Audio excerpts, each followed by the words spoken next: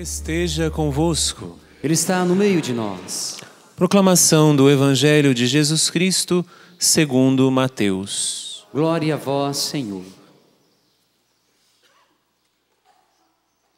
Naquele tempo, Pedro aproximou-se de Jesus e perguntou: Senhor, quantas vezes devo perdoar se meu irmão pecar contra mim? Até 7 vezes? Jesus respondeu: Não te digo até 7 vezes, mas até 70 vezes 7.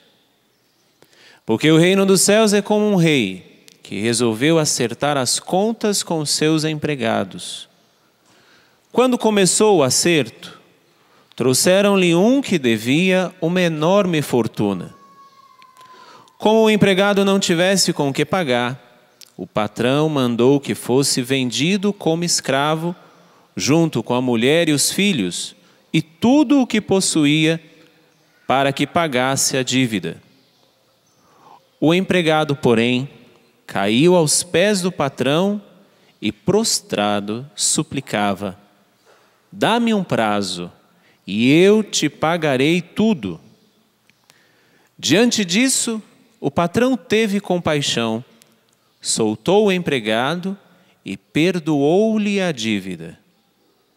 Ao sair dali, aquele empregado encontrou um dos seus companheiros que lhe devia apenas 100 moedas. Ele o agarrou e começou a sufocá-lo, dizendo: Paga o que me deves. O companheiro, caindo aos seus pés, suplicava: Dá-me um prazo, e eu te pagarei. Mas o empregado não quis saber disso. Saiu e mandou jogá-lo na prisão até que pagasse o que devia. Vendo o que havia acontecido, os outros empregados ficaram muito tristes, procuraram o patrão e lhe contaram tudo. Então o patrão mandou chamá-lo e lhe disse: Empregado perverso, eu te perdoei toda a tua dívida, porque tu me suplicaste. Não devias tu também ter compaixão do teu companheiro, como eu tive compaixão de ti? O patrão indignou-se e mandou entregar aquele empregado aos torturadores até que pagasse toda a sua dívida. É assim que o meu Pai que está nos céus fará convosco, se cada um não perdoar de coração ao seu irmão. Ao terminar estes discursos, Jesus deixou a Galileia e veio para o território da Judeia, além do Jordão. Palavra da salvação. Glória a vós, Senhor. Não só de pão o homem viverá, mas de toda palavra que procede da boca de Deus. Aleluia, aleluia. Caríssimos irmãos e irmãs, nós estamos nestes dias ouvindo a profecia de Ezequiel. E dentre alguns estudiosos, inclusive não estudiosos deste tempo, mas até mesmo estudiosos lá do antigo Israel, do Antigo Testamento, Ezequiel era chamado como um débil mental. Ele era chamado como louco. Era visto como um homem extremamente desequilibrado. Por quê? Pelas coisas que Deus mandava ele fazer e que ele fazia. Se você tiver a curiosidade, leia toda a profecia de Ezequiel e você vai perceber o que Deus foi pedindo para que esse homem fizesse. Ele está num lugar e vendo o que está acontecendo em outro lugar. Ele está no exílio da Babilônia e vendo o que está acontecendo em Jerusalém, com as coisas que ficaram lá em Jerusalém, na época do exílio da Babilônia. Ele está tendo, como começa inclusive hoje, a palavra foi-me dita nestes termos. Ontem a profecia começava, eu vi, o Senhor me levou a ver. Então ele era tido como louco, porque pelas coisas que Deus pedia que ele fizesse, para que essas loucuras de Ezequiel servissem de sinais para todo o povo que estava vivendo como cegos. Os verdadeiros loucos ou os verdadeiros débeis mentais não era Ezequiel, mas era o povo que estava fazendo certas loucuras, como a de hoje que nós vamos ler, nós vamos ver, e que cada um de nós já ouvimos. Deus pede que Ezequiel faça uma bagagem de exilado e que vá tranquilamente caminhando para o exílio. Que passe de dia na frente das pessoas para que todos pudessem ver que ele livremente estava se fazendo exilado, estava livremente se fazendo escravo. Ele faz uma bagagem de exilado, começa a cavar um buraco no muro que cercava a cidade, passa por aquele buraco e todo mundo olhando, onde é que esse louco vai? Só que tinha um para quê disto. Aqui eu quero chamar a atenção, não vá querer ser doido por aí também, só porque Ezequiel era doido, porque quando a gente fala que Ezequiel era doido, aparece um monte de doido dizendo que Deus está mandando fazer isso. Calma, procure o médico antes, para ver se a loucura é realmente de Deus ou não.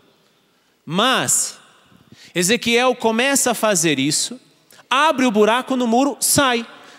Mas veja o que diz.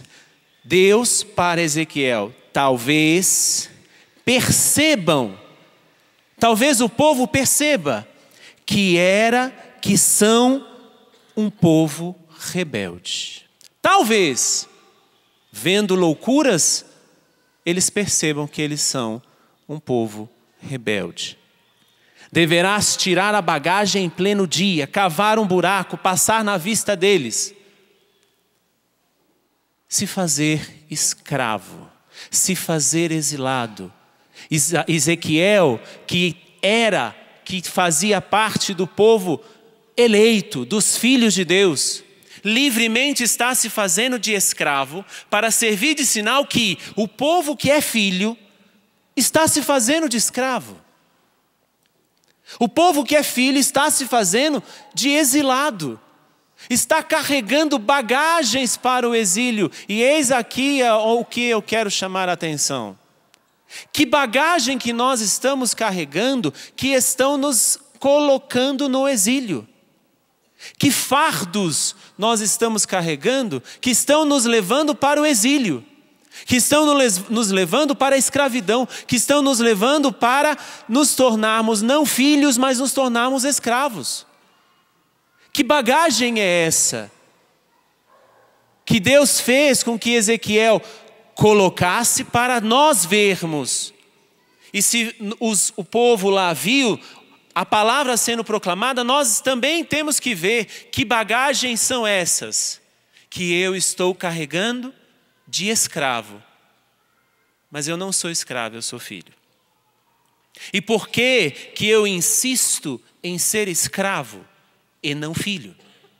Por que eu insisto em carregar tantos fardos pesados? Me colocar como escravo, se eu sou filho? E aí, um dos fardos que nós carregamos é apenas um. Dentre tantos outros que nos escravizam, um fardo que o Evangelho traz hoje. Um fardo apenas. Poderíamos aqui ficar dias e dias falando dos fardos que nós carregamos. Mas o Evangelho nos sugere um. Pedro pega Jesus e pergunta: Senhor, quantas vezes devo perdoar o meu irmão se ele pecar contra mim? Até 7 vezes? Aqui, nós já podemos fazer a primeira pergunta sobre um fardo que nós estamos carregando. Quantas vezes devemos perdoar? Às vezes nós podemos fazer como Pedro. Às vezes nós podemos fazer como Pedro, já de impondo quantas vezes eu vou perdoar, impondo limites ao perdão que eu devo dar. Pedro pergunta, mas já dá a resposta. Eu não sei se você conhece alguém assim. Eu conheço várias pessoas que perguntam, já respondem, já comentam a sua própria resposta, não te dão espaço nem mesmo para pensar no que você pode dizer. Pedro foi assim. Pedro Turrão, como muitos de nós. Quantas vezes devo perdoar? Até 7, né? Ele pergunta e já responde. Aí Jesus, que não é bobo nem nada, fala, não é 7 apenas, é 70 vezes 7. Claro que nós sabemos que o número 7 na Bíblia significa a perfeição. Só que Jesus, quando coloca os 70 vezes 7, não é apenas a perfeição, é a plenitude. Significa perdoar sempre. Então, na primeira pergunta dessa homilia, quantas vezes devo perdoar? O próprio Jesus já responde, sempre. É ou não é que nós nos colocamos diante de uma situação que fazem contra nós? Nós preferimos carregar os fardos do exílio, dizendo, essa pessoa não merece o meu perdão. Essa pessoa, você está se dizendo o escravo dela. Você está se colocando como no exílio em que ela está te colocando, ou que nós mesmos vamos nos colocando. Ela não merece o meu perdão. Eu não me submeto a perdoá-la, porque se eu me submeter a perdoá-la, eu vou me humilhar, deixa de ser bobo. Até quando você vai carregar esse peso dessa falta de perdão? É um peso apenas. Primeira pergunta apenas, quantas vezes devo perdoar? Até 7. Eu coloco limite a esse perdão? Jesus diz não. Até 70 vezes 7. Você deve perdoar sempre. Mas aí nós só vamos entender isso se nós partirmos para a segunda pergunta, que aí é a parábola que Jesus faz. Como que nós somos perdoados? A primeira é quantas vezes devemos perdoar. A segunda pergunta, como somos perdoados? Aí Jesus conta aquela parábola, que um senhor chamou os seus empregados que deveriam prestar conta do que estavam devendo. Tinha um que devia uma riqueza imensa, um tesouro imenso, devia muito. E aí esse senhor chama esse empregado, diz que ele tem que pagar e tal, Só que esse empregado, veja que interessante, para nós percebermos como somos perdoados. O empregado, porém, caiu aos pés do patrão e prostrado suplicava. Veja o que nós suplicamos a Deus. Dá-me um prazo e eu te pagarei. Quando nós vamos ao sacramento da reconciliação, quando nós vamos confessar os nossos pecados, nós não vamos desse jeito. Me dá mais um tempo que eu me converto. Me dá um tempinho que eu vou mudar de vida. A gente sai de lá com esse propósito. Só que veja, nós pedimos um tempo para pagar o que devemos. E olha o que o patrão faz. Diante disso, o patrão teve compaixão, soltou o empregado e perdoou-lhe a dívida. Olha como nós somos perdoados. Nós vamos pedir um tempo para pagar. E Deus não quer esse tempo. Deus perdoa logo. Deus não quer que paguemos a Ele o que devemos, porque Deus sabe que nós nunca vamos pagar. Vai juntando as perguntas. Quantas vezes devo perdoar? Como eu sou perdoado? Eu sou perdoado dessa maneira. Eu peço para Deus um prazo e Ele nem me dá esse prazo, Ele já perdoa logo. E mais do que perdoar, Ele absolve. Não é isso que nós padres fazemos quando vocês confessam? E eu te absolvo de todos os teus pecados. Ou seja, Deus toma para Ele o nosso pecado. Deus toma para Ele a nossa dívida. Deus toma para Ele o que nós pedimos apenas um prazo para pagar. Eu não sei se você está entendendo a graça que é, como nós somos perdoados. Nós pedimos um tempo e Deus fala, não precisa desse tempo não, você está novo agora, vá em paz. Não é isso que Ele fez em todas as passagens, por exemplo, da mulher adúltera. Ninguém te condena, eu também não te condeno, vá em paz, teus pecados foram perdoados. É assim cada vez que nós vamos a um sacerdote, que tem sim poder na terra de perdoar pecados, não por Ele mesmo, mas por causa do sacerdócio de Cristo que está em nós, e diz, não precisa de tempo. Deus não vai esperar o teu tempo. Deus não vai esperar a tua conversão, não. Você se arrependendo e indo ao confessionário, Deus te limpa ali. Ele tira de você o pecado. Ele tira você da boca do leão. E aí tem gente que ainda tem coragem de dizer, não, eu confesso diretamente para Deus.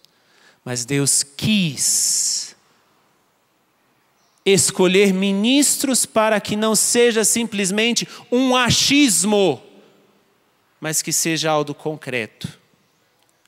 Porque quem te garante que você confessando diretamente para Deus, Deus vai te perdoar? Quem te garante? Você tem a certeza escrita. Agora, quando você vai a um confessionário, você tem a certeza porque o Padre, na pessoa de Jesus, diz, eu te absolvo em nome do Pai, do Filho e do Espírito Santo. No confessionário você tem a prova como Deus te perdoa. Você vai lá pedir tempo. Eu vou mudar de vida. Vai nada. Daqui a pouco está lá confessando de novo. Mas Deus não está nem aí. Deus vai lá e diz, eu te absolvo.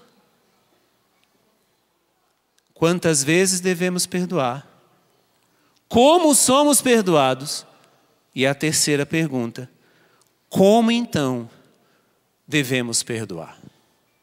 Aquele homem que pediu um tempo e o patrão perdoou ele, viveu a situação extremamente contrária. Encontrou um que devia para ele uma mixaria, devia para ele uma coisinha de nada.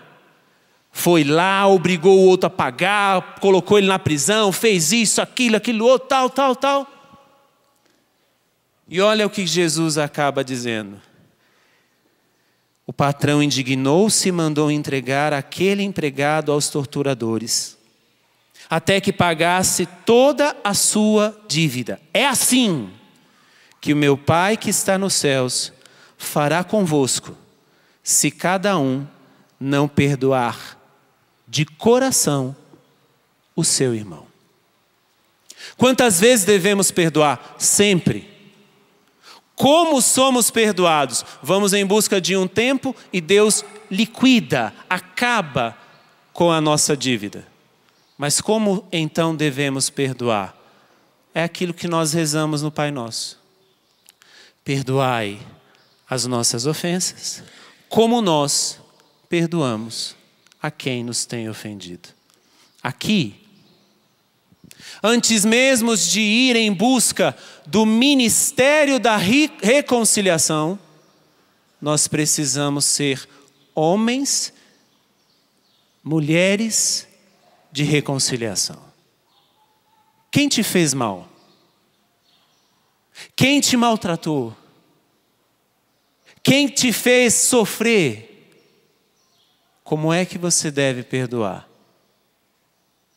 Não dando um tempo para aquela pessoa vir até você e pedir perdão.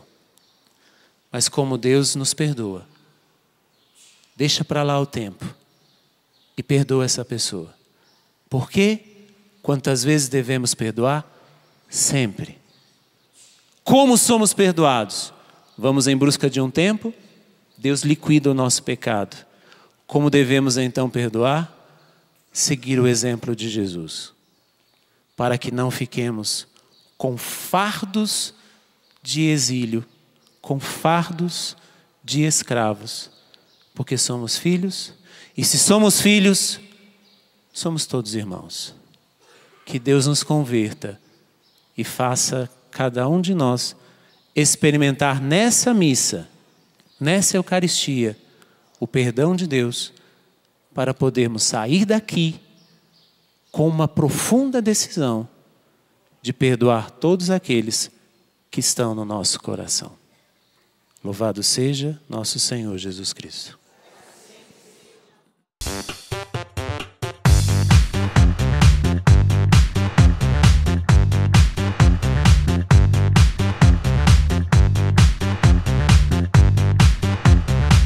CançãoNovaPlay.com. Assine já!